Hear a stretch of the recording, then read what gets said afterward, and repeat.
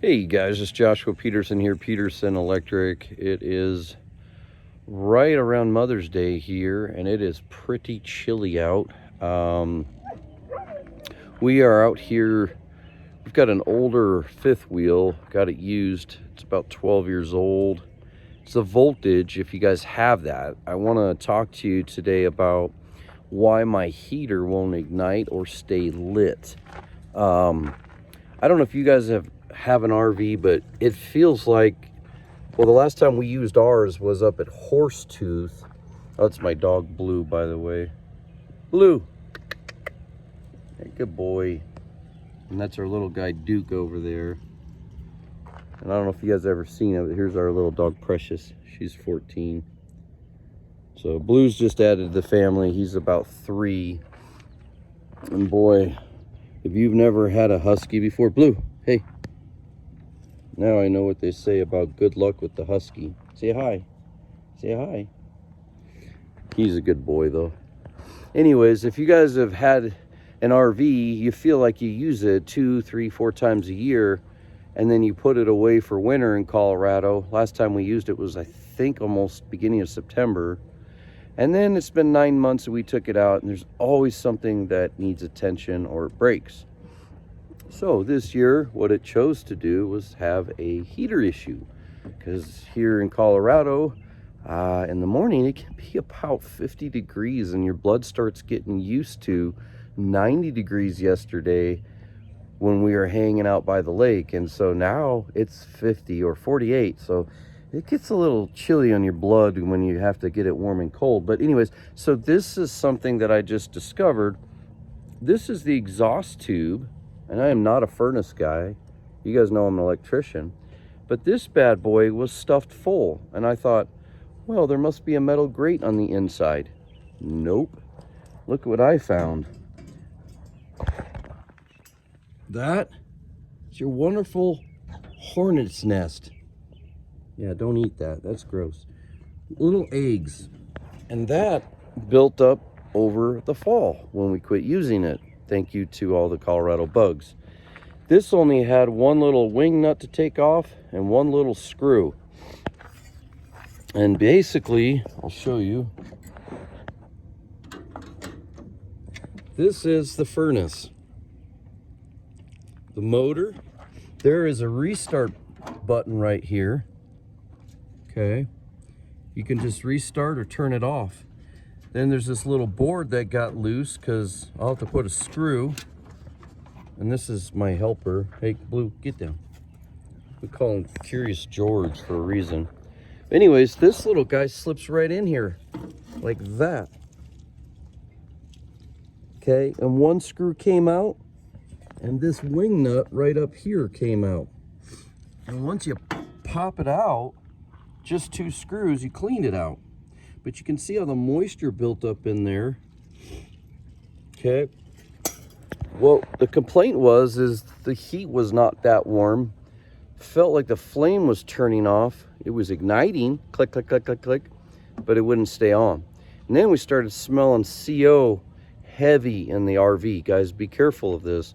Make sure you check your that tube, right? I never checked it, and I've had my RV 8 years out of 12. And yeah, I've never checked that, so be careful. But this right here is part of the glow igniter. My furnace at home has a flame sensor and a glow igniter that are separate. This guy is a 2-in-1. Okay, you could take a $1 bill to sand it.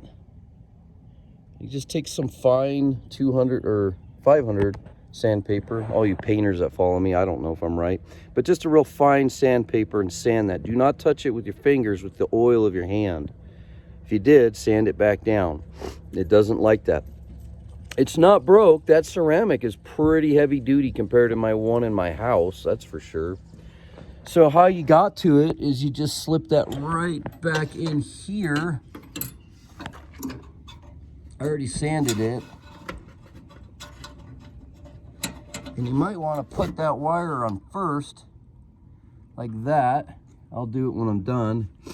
And then these 2 screws right here look like self-tappers. I'm using with a bit that long.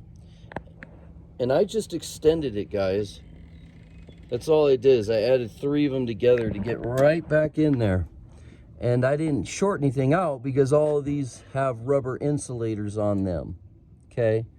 And all that red is a positive, but it's off right now with that indicator switch. Okay, and so here's your motor schematic. Your motor comes out with 1, 2, 3, 4 bolts, but as I can see, there's nothing making a sound in there. Now, out of coincidence, we heard a flappy sound. It was annoying as heck.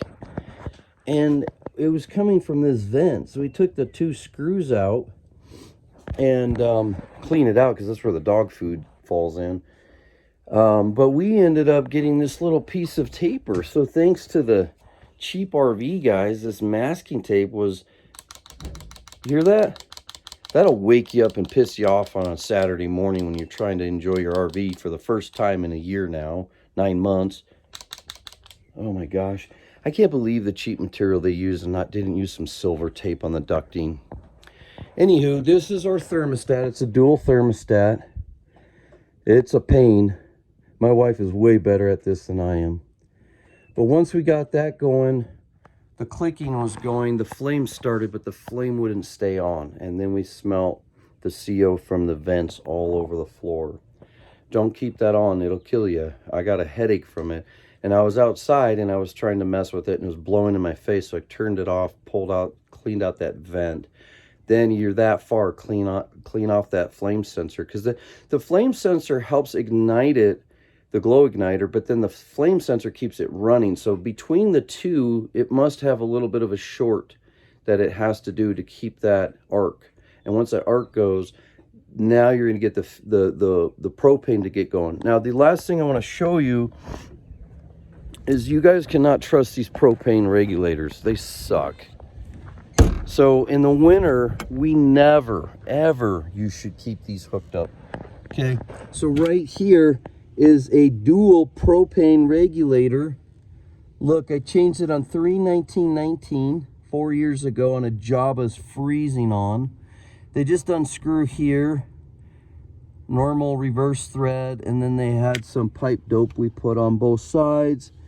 And then look, in the winter we take these off. We keep them hanging and keep off our propane tank.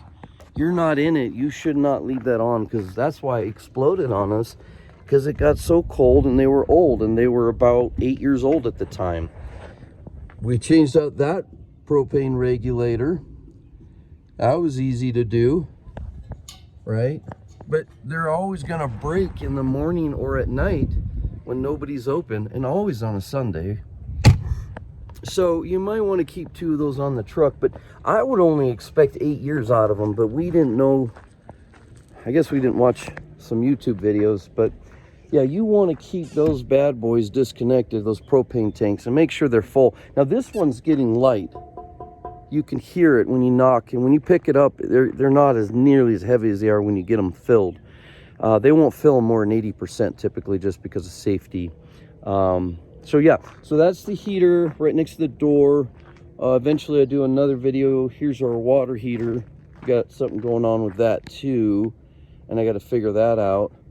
But that'll be another video because I'm already almost 9 minutes. Thanks guys for joining us. Hopefully it'll help you out. And again, yeah, this is a 2012 voltage 5th wheel, and it does have the car bay on the back. Well, not car bay, sorry, ATV. So it's got the little door on the back, so you can, it's about 10 foot. It's not a big one, but it's got the dual bed for the kiddos to sleep. So anyways guys, thanks for joining us. Hopefully it'll help you out about your heater on a voltage RV. Thanks guys.